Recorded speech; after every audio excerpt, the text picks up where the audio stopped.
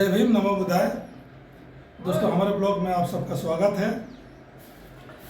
सीता स्वयंवर, रामायण में दृश्य आता है सीता स्वयंवर। ऐसा कहा जाता है कि सीता स्वयंवर में जब सीता जी का स्वयंवर रखा हुआ था तो बड़े बड़े राजा महाराजा उस स्वयंवर में भाग लेने के लिए पहुंचे थे और उसमें रावण भी गए थे। एक तरह से माना जाए तो बहुत सारे लोग का कथन है कि जो सीता जो थी वो रावण की पुत्री थी। बहुत सारे लोग ये भी मानते हैं कि सीता धरती से निकली थी, राजा जनक की पुत्री थी। अगर रावण की पुत्री सीता थी तो उस स्वयंवर सीता स्वयंवर में रावण क्यों गया था, ये भी मानने की बात है। और रावण गया भी था तो जो स्वयंवर में धनुष रखा हुआ था कि जो इस धनुष को उठा के इस पे कमान चढ़ाएगा उसके साथ सीता जी का शादी होगा। रावण गए थे उसको उठाने के लिए, वो धनुष टस से मस नहीं हुआ था, थोड़ा सा भी हिल नहीं पाया था। ये बात यहाँ तक सीमित है। राम आए, धनुष उठाए, धनुष को तोड़ दिए, शादी हो गई।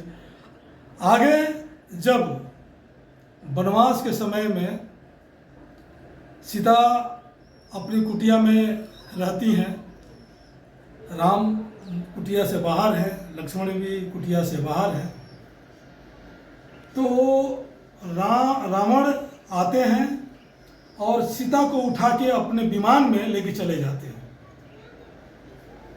ये आप जरा सोच के बताइए कि जब धनुष सीता रोज वो धनुष को उठाती थी और रखती थी। एक किसी ऋषि ने बताया था उनको कि ये तो सीता जो है बहुत ही भाग्यशाली है, बहुत ही चमत्कारी है।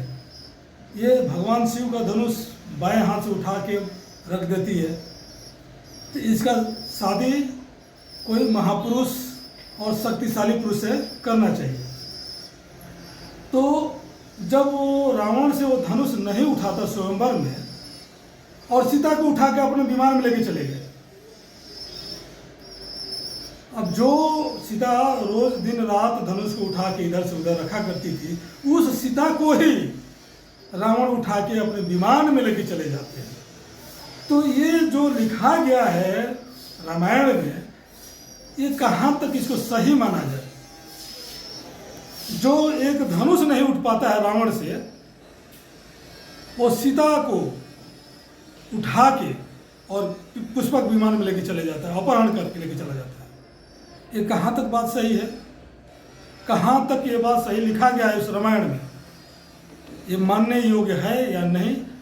कमेंट बॉक्स में कमेंट करके बताइएगा, ये सही है या गलत। जय भीम।